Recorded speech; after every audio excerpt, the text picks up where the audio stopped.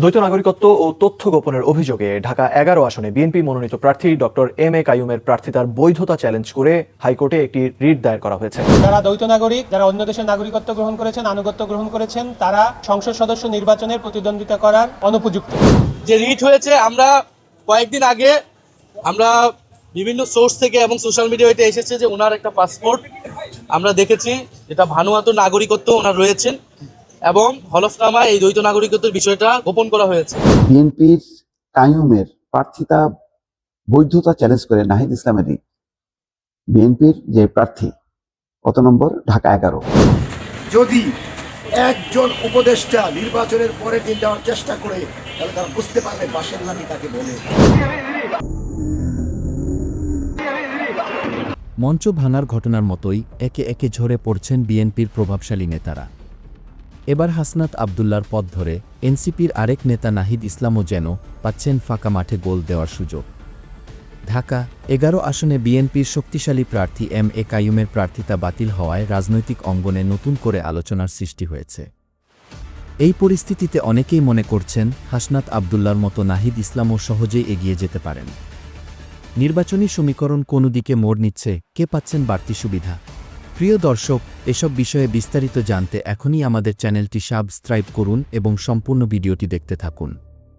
যারা দ্বৈত নাগরিক, যারা অন্য দেশের নাগরিকত্ব গ্রহণ করেছেন, আনুগত্য গ্রহণ করেছেন, তারা সংসদ সদস্য নির্বাচনের প্রতিদ্বন্দ্বিতা করার অনুপযুক্ত।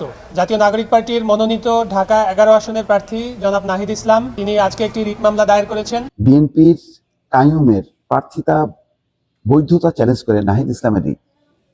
বিএনপির যে প্রার্থী কত নম্বর, ঢাকা 11, সেখানে এম এ কাইয়ুম বিএনপির প্রার্থী, তার বৈধতা চ্যালেঞ্জ করে নাহিদ ইসলামের রিট।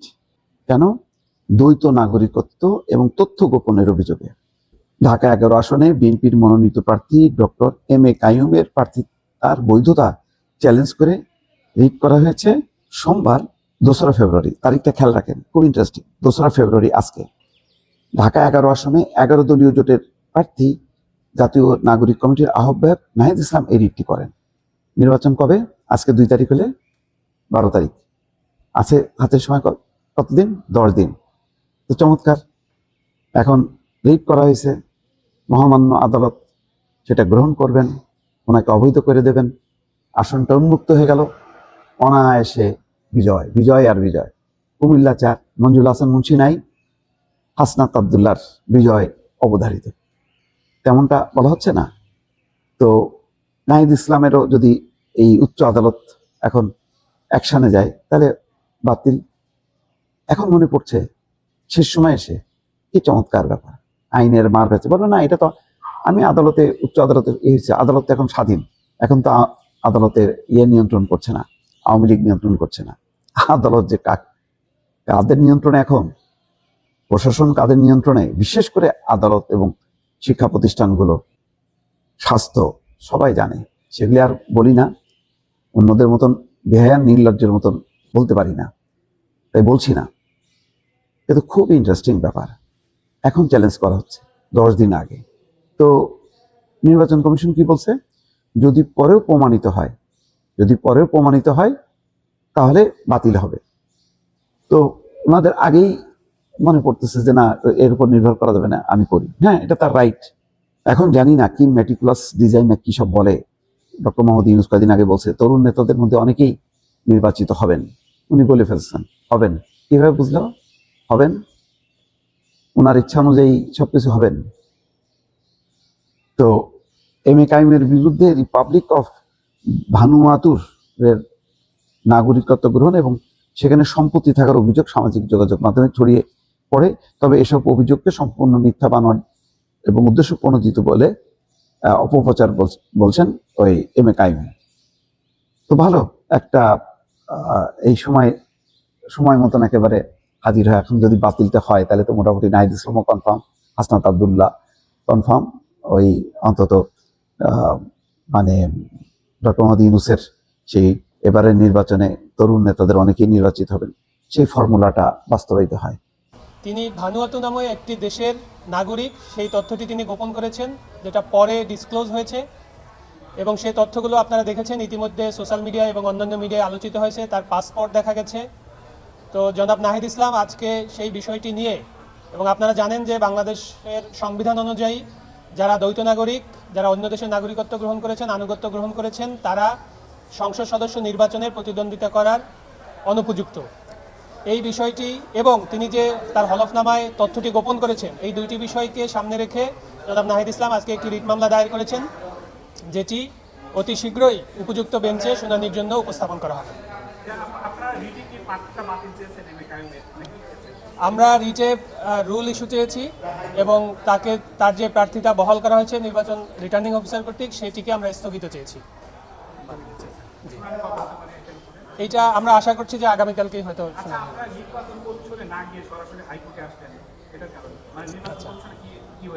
আপনারা জানেন যে তিনি যখন হলফনামাটি সম্পাদন করেছেন তখন সারা পৃথিবীর মানুষের কাছেই তিনি বলেছেন যে হলফনামায় প্রদত্ত তার সকল তথ্য সঠিক এবং সত্য, কিন্তু পরবর্তীতে যখন এটা ডিসক্লোজ হয়েছে তিনি আসলে তথ্যটি গোপন করেছেন এবং তিনি বাংলাদেশের সংসদ সদস্য নির্বাচনের প্রতিদ্বন্দ্বিতা করার অনুপযুক্ত। ঠিক তখনই যে অ্যাভেলেবল ফোরামটি আমাদের জন্য ওপেন ছিল, এটা যদি আপিল ফাইল করার টাইমের ভিতরে আমরা জানতে পারতাম তাহলে আমরা অবশ্যই আপিল ফাইল করতাম। যেহেতু আমরা আপিল ফাইল করার টাইমের ভিতরে এটি ডিসক্লোজ হয়নি, পরে ডিসক্লোজ হয়েছে এবং এখন অ্যাভেলেবল যে ফোরাম রিট জুরিসডিকশন সেটাতেই আমরা এসেছি। আপনারা ইতিমধ্যে জেনেছেন যিনি ঢাকা 11 আসনে আমার প্রতিদ্বন্দ্বী জনাব এম এ কাইয়ুম, বিএনপি ধানেশীষের প্রতীক থেকে আমরা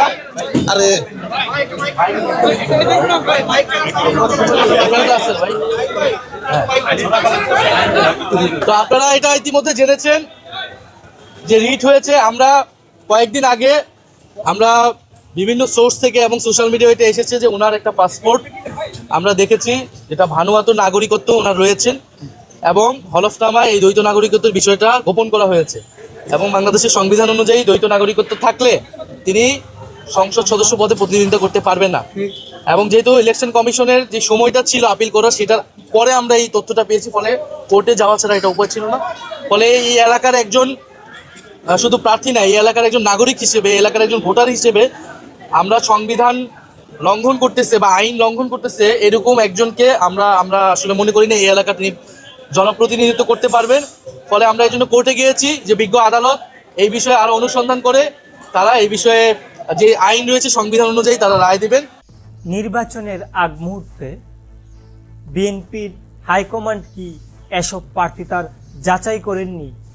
এবার হাসনাত আবদুল্লাহর পর পাকা মাঠে গোল দিতে যাচ্ছেন নাহিদ ইসলাম। ইতোমধ্যেই তিনি আব্দুল কাইয়ুমের বিপক্ষে হাইকোর্টে রিট করেছেন।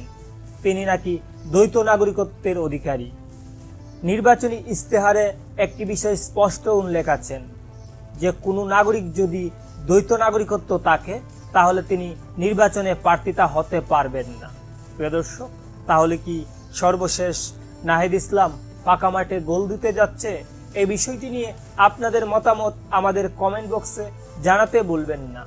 আর হ্যাঁ, আপনি যদি আমাদের এই চ্যানেলে নতুন দর্শক হয়ে থাকেন তাহলে অবশ্যই চ্যানেলটি সাবস্ক্রাইব করে বেল বাটনটি অন করে রাখবেন। আজকের মতো এখানে বিদায় নিচ্ছি। দেখা হচ্ছে পরবর্তী কোনো একটি আপডেট নিয়ে। ভালো থাকবেন সবাই। ধন্যবাদ সবাইকে।